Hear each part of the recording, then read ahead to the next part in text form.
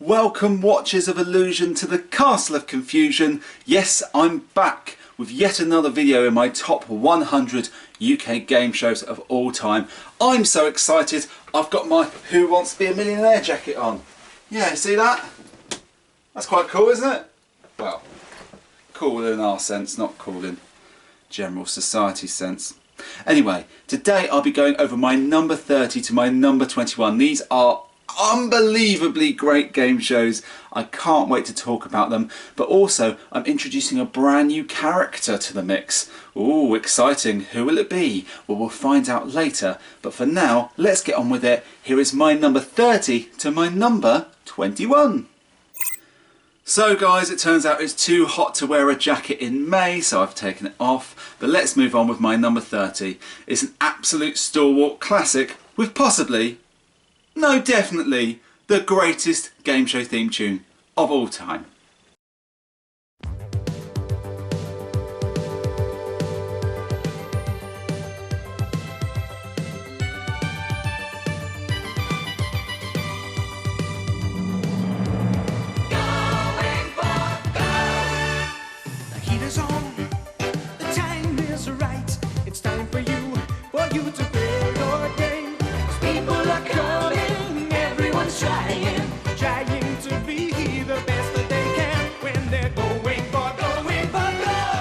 Let's welcome your host, Henry Kelly.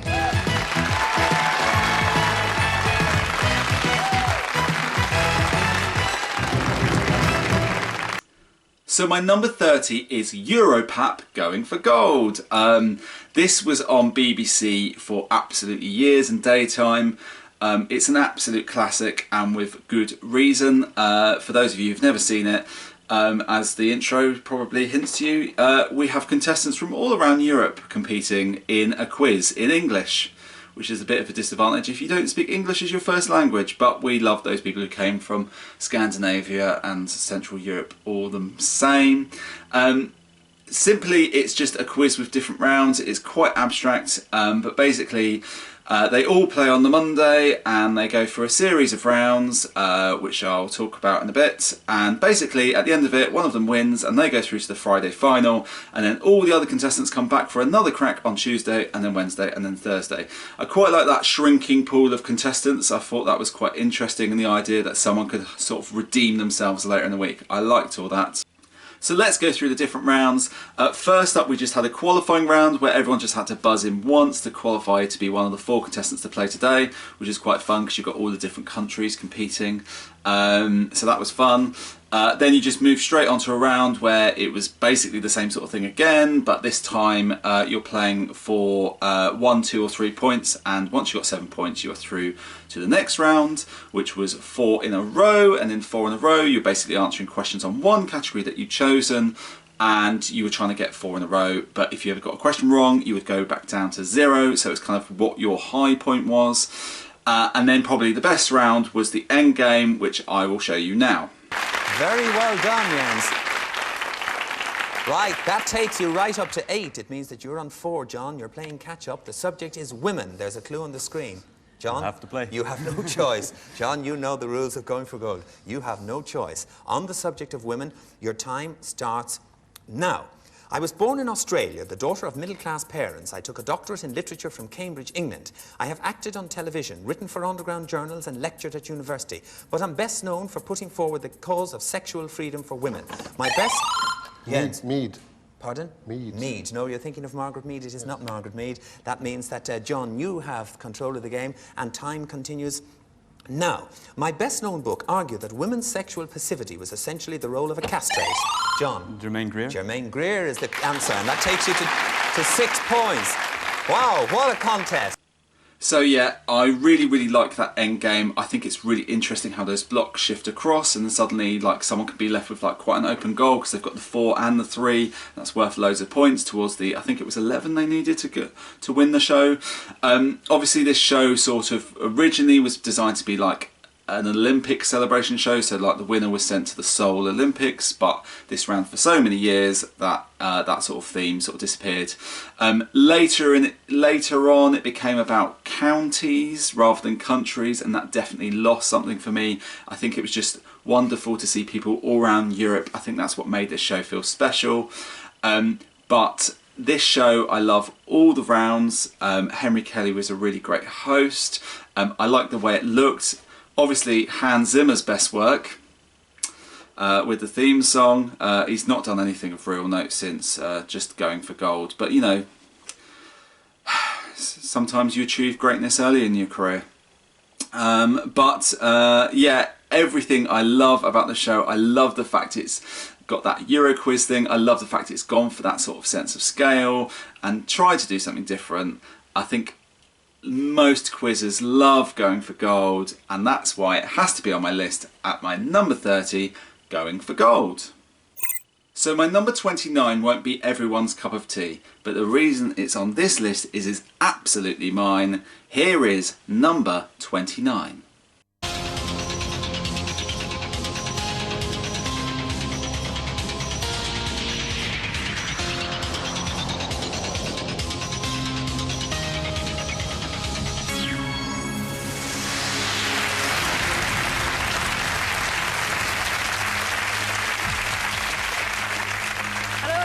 To The People Versus, the show that turns contestants into coconuts. Toss us a question that knocks one off and you could win up to £1,000. So my number 29 is The People Versus. Now, I'm not going to sit here and pretend to you that The People Versus is one of the greatest game shows ever made. It's just a game show that just so happens to appeal to me in such a spectacular way.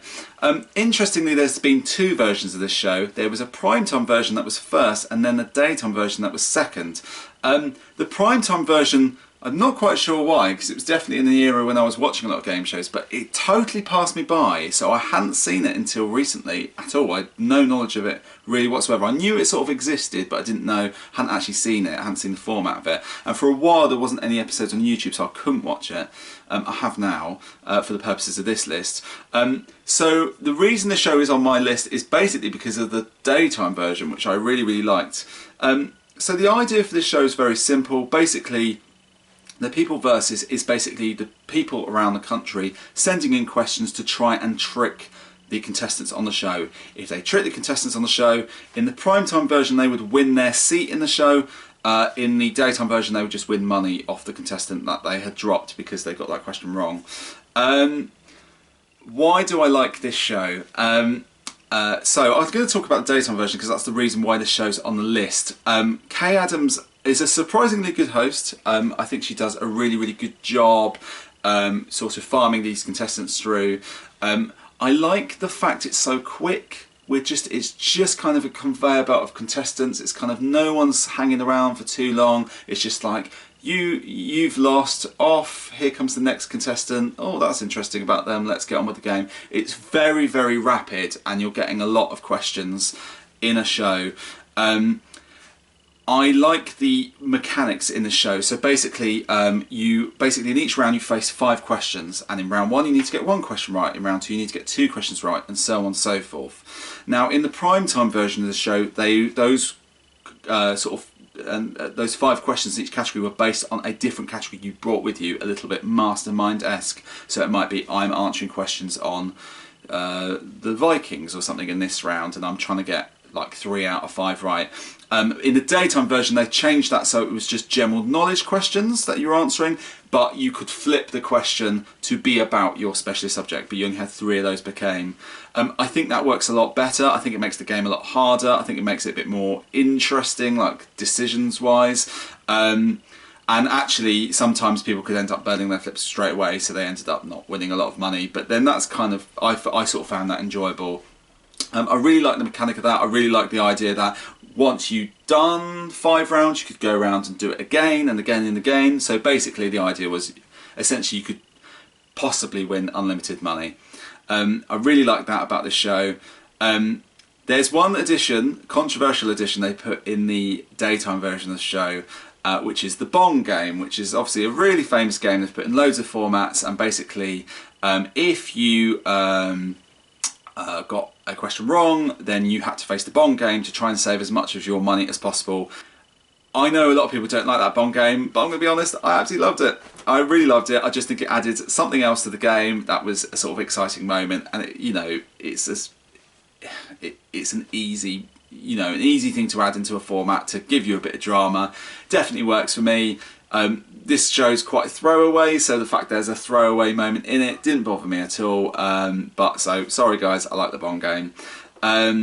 So yeah, having now gone back and watched the primetime version of this, I think that works quite well. I think it's a bit easy for the contestants. I think there's a bit too much, like being able to buy the answers is an addition in the primetime show for 10 grand when they're being given 5 grand each question. That seems a bit easy to me. But I did like the idea that there was 3 contestants and we were rotating around them. It's kind of similar to $64,000 question actually, where you're sort of following multiple journeys at once. I think that show benefits from that. But I did really love the daytime version of this, and that is why it's on my list at my number 29, The People Versus. So on my list, I like to catch people out with formats that no one would expect to be on my list, and here's definitely one at number 28. The reason I think this is going to catch people out is it's one of the oldest shows on my list, but it's undeniably a classic at number 28. Alan Lewis was last week's winner. Let's see how he fares against this week's contestants in Odd One Out.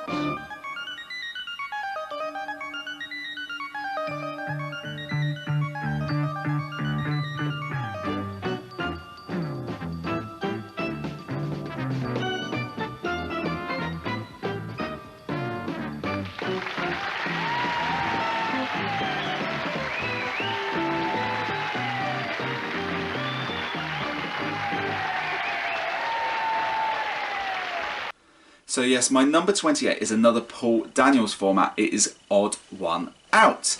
I found this format a few years ago and I just kept looking for episodes of it. I realised I love this format so much, and I think this show would be really great if it was on TV today. But I'm going to talk about the format as it was. So Paul Daniels hosts a show where basically contestants are presented with 4 random things and they've basically got to work out what the odd one out is. It's that simple.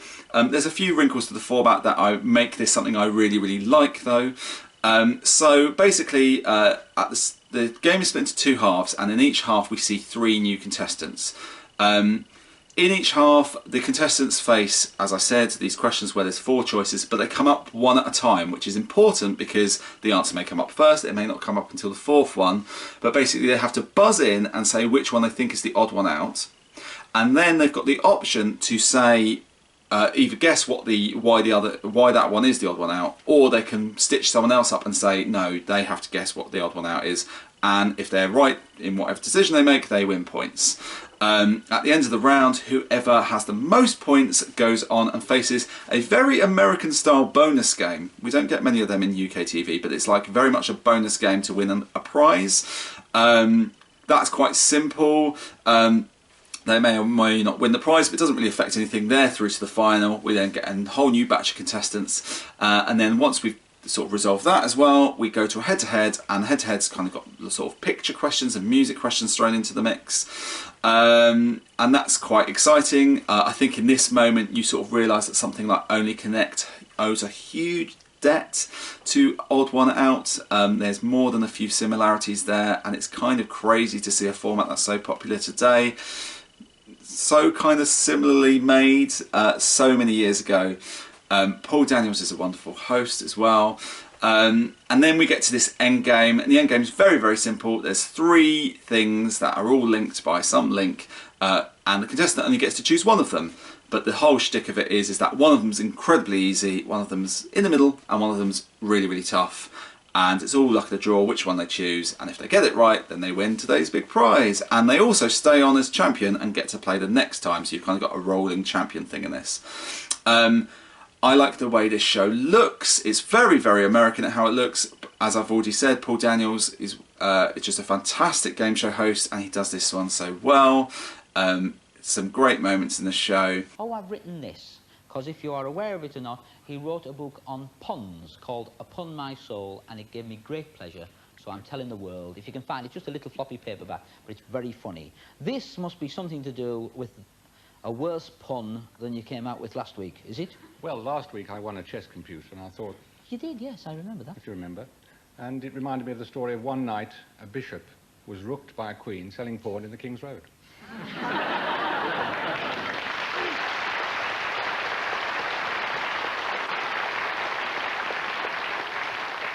Very good, mate. Why does he come here? I just love the format. I think it's really important if your show has such a compelling puzzle as this, then people are going to tune in and watch. I absolutely love the puzzle at the centre of Odd One Out. I like all the different rounds and interpretations, but it's also so very, very simple.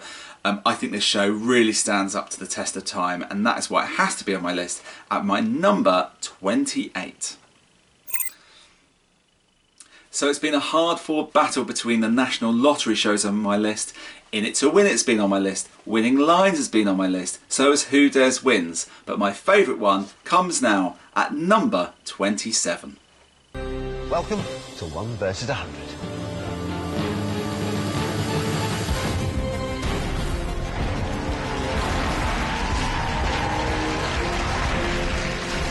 It's Saturday night. It's the toughest quiz show on television. Welcome to the National Lottery 1 versus 100 arena with your host, Dermot O'Leary. So yes, my favourite National Lottery game show comes in at number 27. It's National Lottery 1 versus 100. I love this show for a lot of reasons. For those of you who don't know how this works, I will quickly explain. A contestant gets chosen to play from 100 people. They must then take on that 100 in a quiz. I will answer a question and then the 100 must lock in the answer. Everyone in the 100 who gets it wrong is knocked out, and basically as the one, I'm trying to outlast them all. But because I'm on my own, I've got a few like little lifelines that I can sort of use to sort of skip questions and so on and so forth. And if I can outlast them all, I'll win a massive amount of money. I really like the set. It's kind of got almost this like slightly like steampunky look to it, with the sort of revolving stage that sort of puts you up to be the main player and these sort of fans in the background. Really like the way this show looks. I think the questions are very well written in the show. I think they're sort of like, they're easy, but then you have to be confident you know them, and that's hard because if you're wrong, you're off. One question wrong and you're off this show. I think it's like really interesting to see how many people get a question wrong, and actually sometimes it can really screw you over because no one's got it wrong, but other times like it's quite an easy question and then you'll be surprised that like, oh my god, 20 people got that wrong. I'm really shocked at that. So it's always interesting. There's some really interesting decisions on when to double, and there's also some interesting decisions when to like skip questions. It's quite a simple quiz, but as you get nearer to the end and they're so close to winning the money, it's very, very compelling. There's this great gamble at the end where basically if they beat everyone, they win 50 grand on top of any money that they've won, but every time they skipped a question they've halved their money, so they may only have like 10 to 20 grand in their fund. And then there's this like choice of, well, you've knocked everyone out, everyone's got it wrong, so you've won today, but you have to have got the question right yourself to win the 50 grand, and you have to decide whether to gamble on whether that is what you want to do, because if you're wrong, you're off the show. It's quite an interesting piece of information knowing that you've locked in an answer but everyone's got it wrong. Does that mean you've got it right, or does that mean you've got it wrong? Really, really like that about the show. I just found this so watchable in a sort of millionaire kind of way. I just think the journey the contestant goes on is so compelling. I think this has qualities I like over the American version of the show as well. I think that some things the American version does better, but as National Lottery game shows go, for me, this is the king. I absolutely love it. My number 27, National Lottery 1 versus 100. I'm gonna go with what I think is my stronger area and go with cinema. Okay, we'd like the cinema question, please.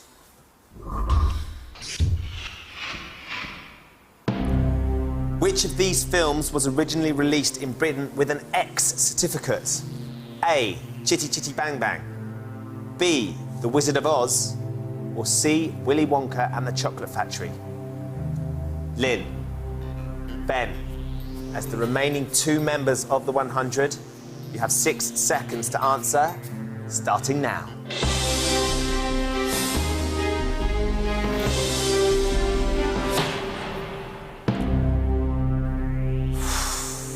The honest answer is I don't know the answer. I think I'll have to dodge it. Yeah, I'm not confident. Yeah, a dodge. If I had to answer, I would go for Willy Wonka. but I'm not sure. OK, we're going to use the last of Dan's dodges, please. Your prize fund goes down to £6,315. You think it was Willy Wonka and the Chocolate Factory? I'd plump for C, Willy Wonka. We're going to go for C, Willy Wonka and the Chocolate Factory. Please tell us, is the answer C, Willy Wonka and the Chocolate Factory?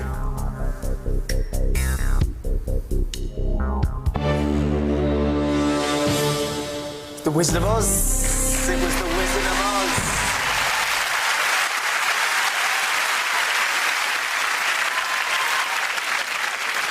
Did Ben or Lynn get it wrong, though? Let's find out. Please tell us, did either of the last two members of the 100 get that question wrong? No, they didn't. They both knew the answer. Wow, well played.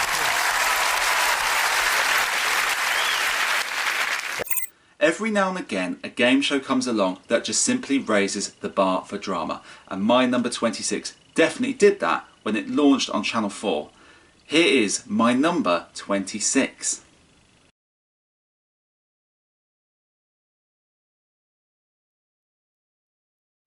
So my number 26 is the £1 million drop.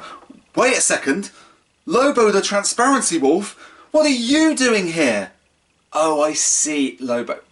Thank you, Lobo, for coming. Yes, so Lobo the Transparency Wolf has come here to remind me to be transparent about my association with the £1 million drop. Now, I want to be completely transparent with you guys and tell you that I had a role to play in getting the 100k drop commissioned on Channel 4. So just so you know that, I'm going to tell you that that isn't why the show is on my list. It hasn't affected that. If you don't believe me, that's absolutely fine, but it's the truth. So with that in mind, let's talk about the £1 million drop and why it's so great. So when this show came on, it was really like a massive explosion in the game show industry for me. A lot of great game shows come in sort of taking a game show that exists and turning it back to front. So £1 million drop is basically backwards millionaire, in that in a millionaire you're trying to win $1 million. In £1 million drop you're trying not to lose it. It's very, very clever. It was very loud and noisy when the show came out. Like, it's the idea of you being given £1 million and then trying not to lose it is, I mean, that's something you're going to turn on and view. But there was such a great game show at the centre of this. So Davina's obviously hosting it. She's a great host, and basically, obviously, the contestants have to survive a number of questions without losing the whole of £1 million by putting the money on traps. The only catch is they must leave one trap free at all times, so there's always a chance they end up putting all their money down the traps. Very, very simple idea, but one that is very compelling and brings out the best and the worst in the couples that play it. And really, £1 million drop is really a show about relationships rather than the money. I think that's very clever.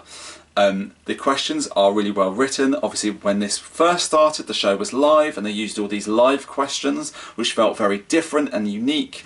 However, later on they didn't do that so much, but the questions were still quite difficult to know for certain what the answer was, so you'd end up spreading your money. The questions on the show are incredibly well written and still are. I just found myself just totally compelled by this format for a long time, and I felt like this sort of entered like just sort of like talking around the water cooler, going sort of, oh, what would you do? Would you just put all your money on, or would you spread your money? I just felt like it sort of entered the public consciousness more than other game shows did. I really, really love this show. The music in it is amazing. I love the clock music. I love all that. I love the fact that like there's always that moment of, you know, you ask people to choose options and they'll be fine, but the moment you put that music on, I'll tell you now, they suddenly start doubting themselves, especially when that sort of last 15-10 seconds chimes in. It's been wonderful to be able to work with that music on occasion because it's so great. I've got just so much time for this show. It's a truly great game show. I think as the years go on, it's going to be remembered as a real classic, and I think it deserves to be. And that is why my number 26 is the £1 million drop. Now, the 100k drop. Woohoo! So my number 25 is another great CBBC game show. Now, I know there's one that a lot of you are expecting, and I'm sorry to disappoint you, but I've gone with a different one. Here it is, my number 25. This is not a fairy tale. Come and play the game. If you want to take the tower on, you'll have to say his name. It's Wily, Wily, Wily Sneak.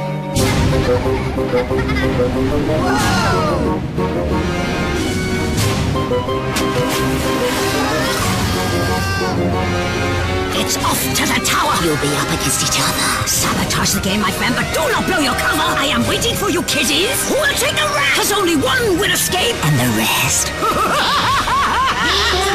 You're trapped!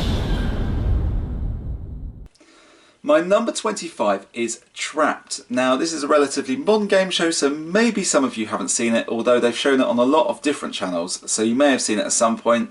Basically, a load of kids have found themselves on an unfortunate isle stuck in a tower, and basically on each floor of the tower is a challenge.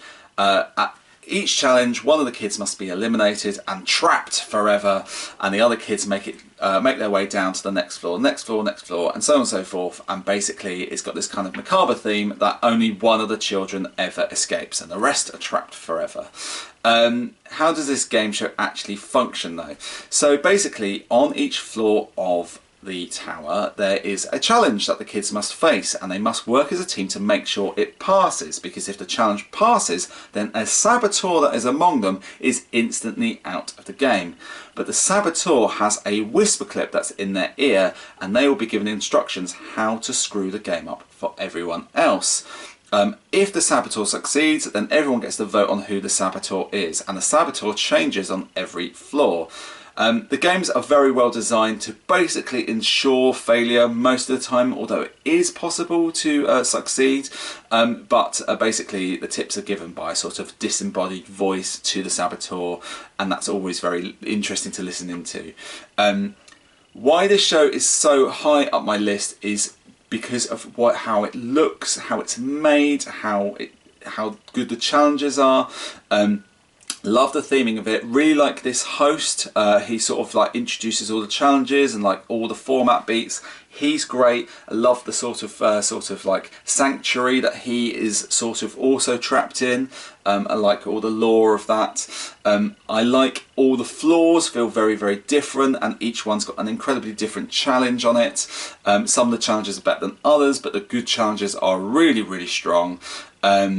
I love how much the kids really turn on each other. They just are so much more shocked that someone has cheated, someone has let them down, and they've got it wrong, or they voted for the wrong person. Their reactions are always so great.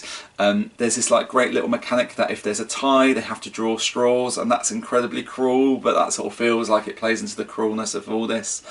That disembodied voice is such a great character, and threads through all the games, and sort of the meanness of all those games, and all those games are meant to be like sort of like twisted fairy tales. I absolutely love the way this game show looks. I love the games. I just love everything about it. It's one of the best kids game shows ever made. I have absolutely no qualm saying that. So good. Thank you for making a super adventurous game show in recent times, CBBC. Thank you for making the show. It's so wonderful. My number 25 is Trapped. So I'm going to hum the theme song to my number 24 and see if you can guess it, just for fun. So here we go. Ba-da-ba-da-ba, ba-da-ba-ba, ba-da, ba-da-ba-ba-da, ba-ba-ba, ba-da-ba-ba-ba, ba-ba-da-ba-da-ba-da-ba. Got it? Here is my number 24.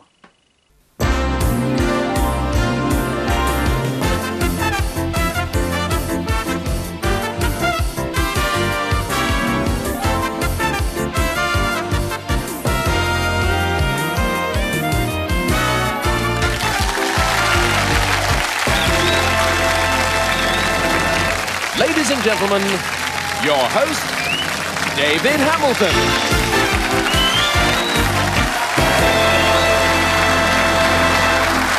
Thank you very much. Welcome once again to All Clued Up. So my number 24 is All Clued Up. This is a game show I feel a lot of people have forgotten, but man is it a great game show. Yet another great word game show. I told you there's so many, it's not just Countdown. So how does this show work? Basically, in the show, two couples come on and there's a massive keyboard and they're trying to fill in a sort of Wheel of Fortune style hangman puzzle by pressing buttons on the keyboard. Every time they get letters that are in the puzzle, they load into the puzzle and they win points towards their score. And they have to try and guess it. But there's these quite nice word puzzles which are just like filling in that they have to guess to be able to get access to the keyboard. So it's quite a simple game. But there's a few things that I think stand this game above other shows similar to it. Firstly, that set piece of the massive keyboard is really satisfying to look at and watch the contestants interact with. Really like that. Absolute props to the sound effects in the show. There's a great sound effect when they load in the letters and it goes beep beep boop, beep beep boop, beep beep boop, beep beep boop. Every sort of letter, really like that.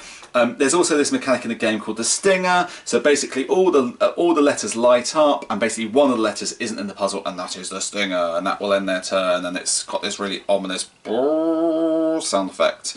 And that's really good, really like that sound effect as well. All the sound effects in this game are really satisfying and I think it just shows, because this game is quite basic, but I just think it shows how important like sound is to a game show. Like just getting, if you can pick the right sound effects for your moments in your game show, I just think it elevates it so much, and this is a perfect example of that.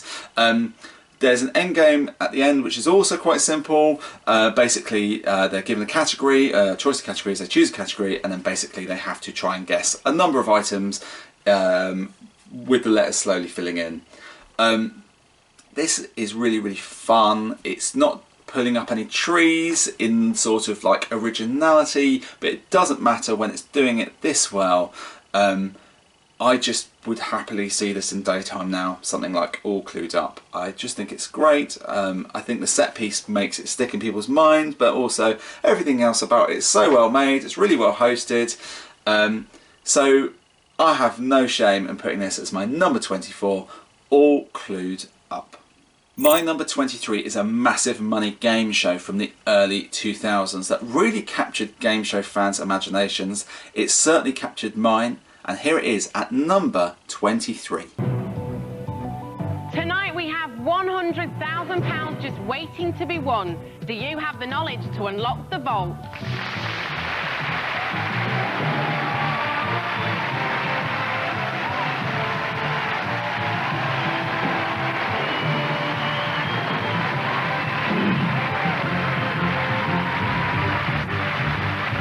So my number 23 is The Vault.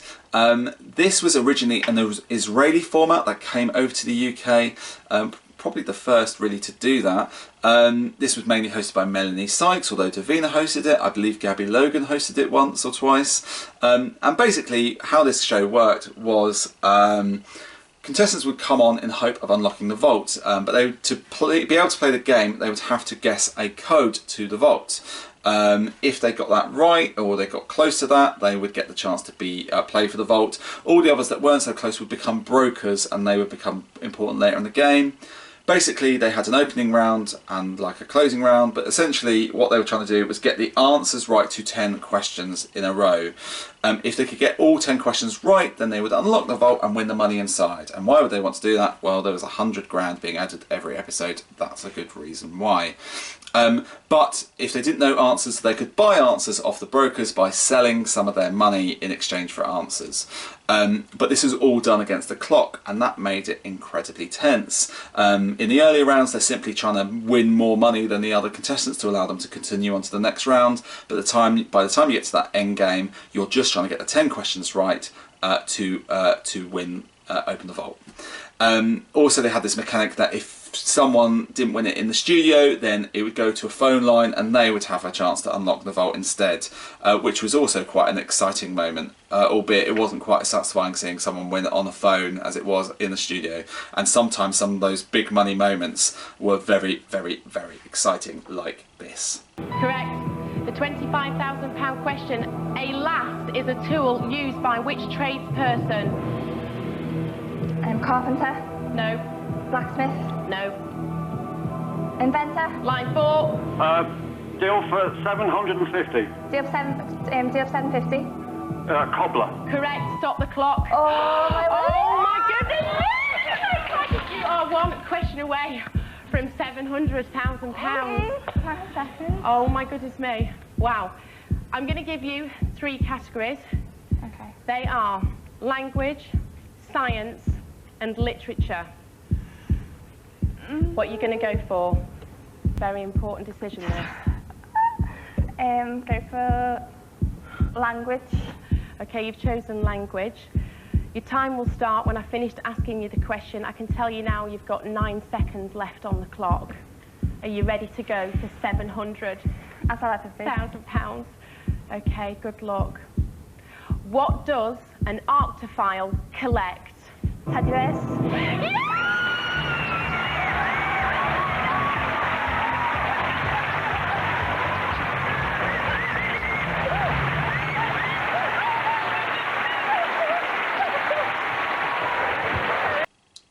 Sometimes I think game shows struggle to capture real excitement, but there was a real frisson about this format. It just always felt tantalising and exciting. It really felt like you were on the edge of watching something quite important at all times, and seeing someone on the edge of winning a lot of money is a big moment. Some of those like brokers really did well out of it. They could win like 5-10 grand quite easily if they had the sort of right knowledge at the right moments to, and sort of skin them alive for their money.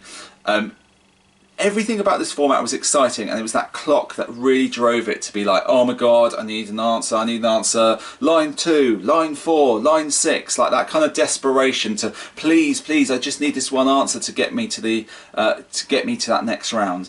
I think that it never lost that excitement all the way through that format, and it always felt that exciting.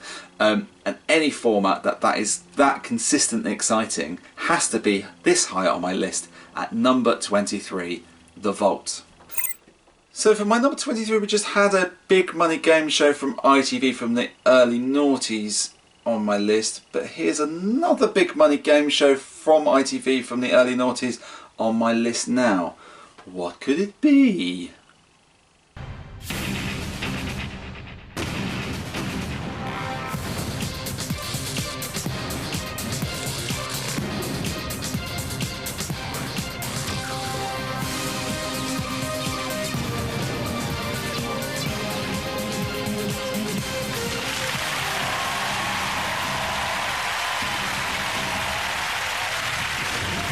This is Poker Face, and here are your hosts, Ant and Dec.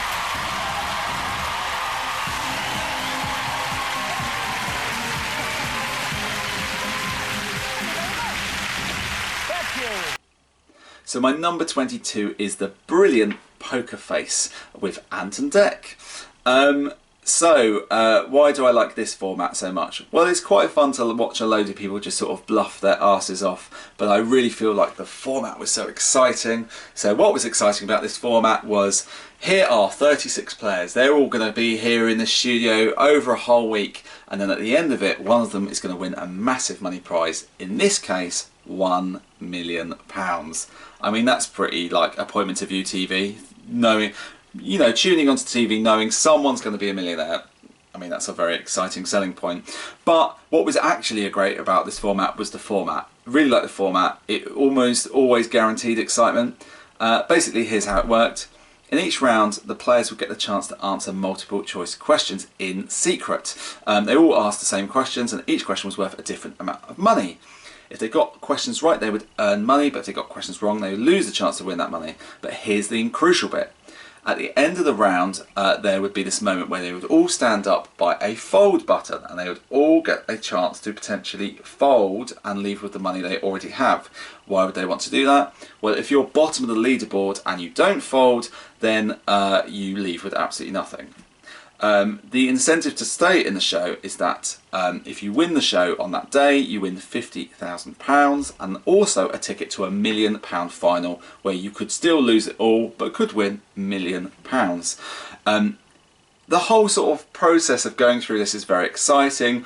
The players is very, very easy to get caught out and accidentally like not fold or fold at the wrong moment. And I think what's so clever about the show is it's always a good moment. So when you get to that fold moment, it's always exciting. It always goes down to the last seconds. Even if it's really obvious who should fold, it's not guaranteed they will fold because they may do something silly.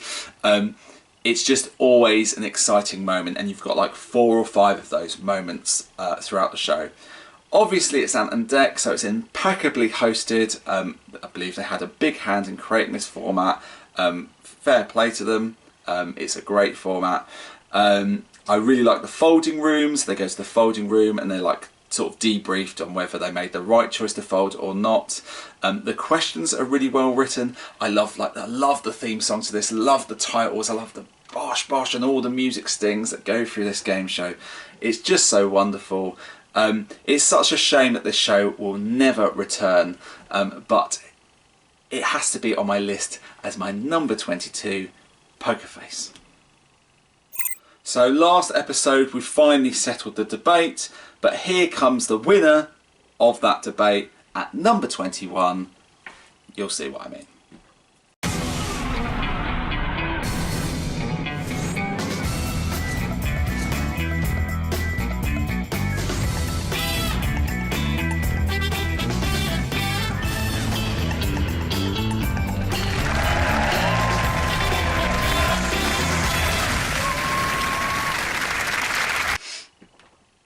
Ah yes, Lobo the Transparency Wolf is back again for another visit. Yes, I have to be open with you. I have done a little bit of development on Pointless. I've also edit produced Pointless, so if you think that makes me biased, go at it. But it hasn't.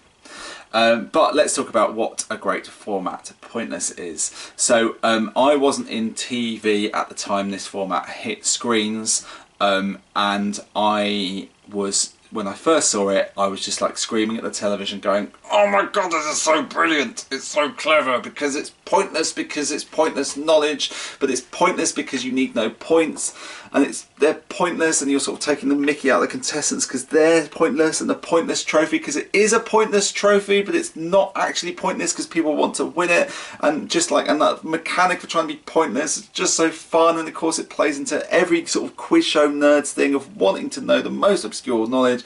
Oh my god, this show was just so perfect from the get-go. It was basically the first game show I think that sort of slowly tweaked its format over the years. And I think it was very innovative in that respect and wasn't like happy to settle for second best. It always sort of changed and morphed into something better and newer. But this was a great game show from the moment it launched. I absolutely loved it. I really think it changed everything when it came out, and it's so rare to get a game show that you sort of think is that perfect from the moment you see it. I pretty much knew the first episode I saw of Pointless was like, this is going to be a classic.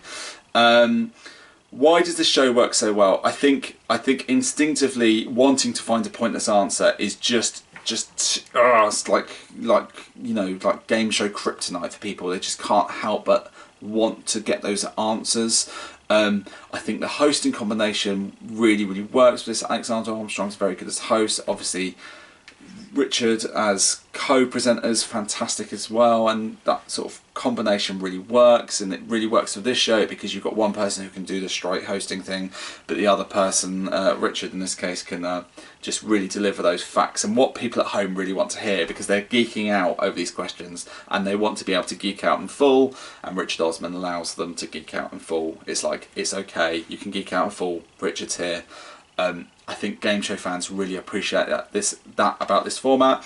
I think that all the different rounds they've had over the years, like they've added music questions and picture questions and all that sort of stuff, really helps. I think my favourite round is the head-to-head round. I just like the fact that we're getting, here are 5 items, which one is, best for you to go for at this point. I think that's a really interesting decision. I just like the fact it's quite rapid fire. It's like, if you don't like this question, here comes another one along in just a minute. I think it's a shame that the show has had to be stretched to be like an hour long. I think it suffers a little bit for that, but it's such a fantastic show. It's such a stalwart. It's such a great ambassador for the game show. I'm proud to have done the little bit of work I have done on it, because it's a great show. My number 21, Pointless. have much of an idea about any of them. Fortunately, the Winter Olympics for me has been one of those sort of sporting events that's kind of passed me by a little bit. So we're probably going to have to go for a bit of a guess. Have you got any ideas? On the top right, the B, I think that might be Bert Kwok. Bert Kwok. So there we go, guys. 20 shows left. That's all there are. The next 10 I'm so excited to talk about. These are all shows that I would have thought would have been in my top 10, but somehow aren't. There's just too many great game shows in history. I couldn't fit them in, but I will talk about them next time. But for now, say bye-bye, Lobo. Bye-bye!